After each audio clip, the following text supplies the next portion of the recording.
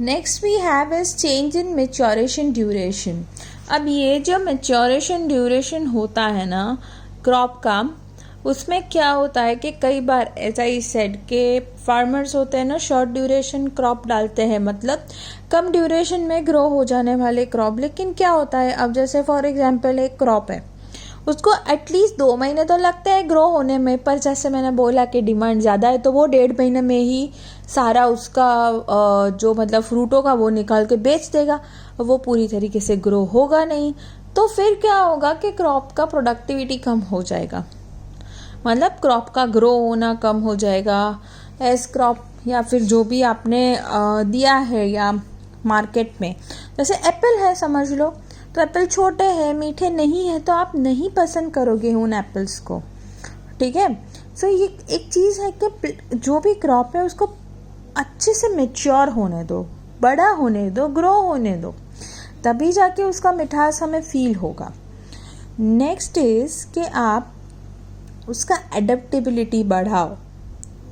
अब जैसे for example बहुत ही सारे क्रॉप्स होते हैं जो एक ही एनवायरनमेंट में ग्रो होते हैं, तो उसको एक स्टेबल कंडीशन ही क्यों देना। मतलब हमारे में प्रॉब्लम क्या होती है ना कि मतलब बहुत सारे एनवायरनमेंट होते हैं, जैसे आज गर्मी है, कल ठंडी है, परसों बारिश है, तो ये सब भी होता रहता है। तो इसमें क्या प्रॉब्लम आती है कि एक क्रॉप का स्टेबिलिटी नहीं रहता है। जैसे आपको पता है कि जब हमारा लॉकडाउन हुआ उससे पहले थोड़े ही दिन पहले बारिश हुई थी, फिर अचानक से वो एनवायरनमेंट ठंडा हो गया, फिर अचानक से अभी गर्मी चालू होने लगी। तो क्रॉप कितना अडेप्ट कर सकता है, वो भी हमें उसका अडेप्टेबिलिटी बढ़ाना है। Now we will come to the next point, that is desirable agronomic characteristic.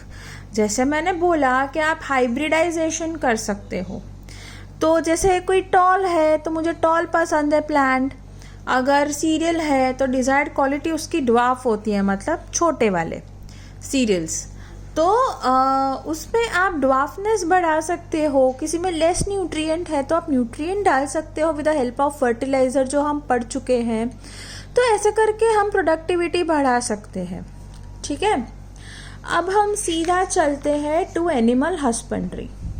Last time हमने स्टोरेज ऑफ ग्रेन्स पढ़ा था, अब पढ़ते हैं एनिमल हस्बेंड्री।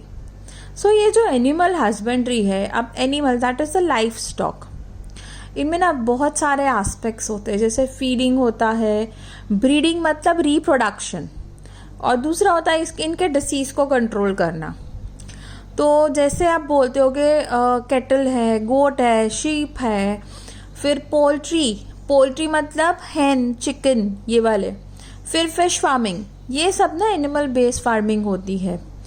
तो इनके पॉपुलेशन को इंक्रीज करना, फिर इनका जैसे इनका जो बाई प्रोडक्ट्स होता है, इनका जो खुद का प्रोडक्ट्स होता है, वो हम मार्केट में सेल करते हैं और उससे कई लोग पैसे कमाते हैं। As you are selling the products of them, it is our duty कि हम इसको अच्छे से नरिश करें, वरना वो प्रोडक्ट गंदी हो जाएगी ना। जैसे फॉर एग्जाम्पल काऊ, अभी काऊ का मिल्क आप पीते हो, तो अगर मैंने काऊ को ढंग से खाना नहीं दिया तो उसका मिल्क में कम न्यूट्रिशन होगा, it will be less nutritive. और इन सब का टेस्टिंग होता है, न्यूट्रिशन टेस्टिंग होता है, वेट टेस्टिंग होता है, डिसीज फ्री है या नहीं, सब कुछ टेस्ट होता है। तो अगर इफ़ आई फेल, तो फिर मेरा जो मतलब ये जो गाय का दूध निकलेगा तो वो कौन लेगा मार्केट में, कोई नहीं। तो how will I earn money. इसीलिए इनका ज़रूरी है कि it's better to nurture them. ऐसे ही आई टेल यू, फर्स्ट हम बात करते हैं कैटल फार्मिंग की। कैटल फार्मिंग 2 पर्पस के लिए किया जाता है, first milk and second draught labour for agriculture work such as tilling, irrigation and cutting.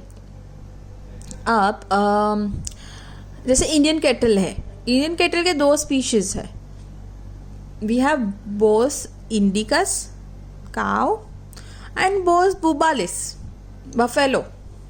Scientific name है, आपको याद रखने हैं, अच्छे से पूछे जाते हैं, बोस इंडिकस एंड बोस बुबालिस।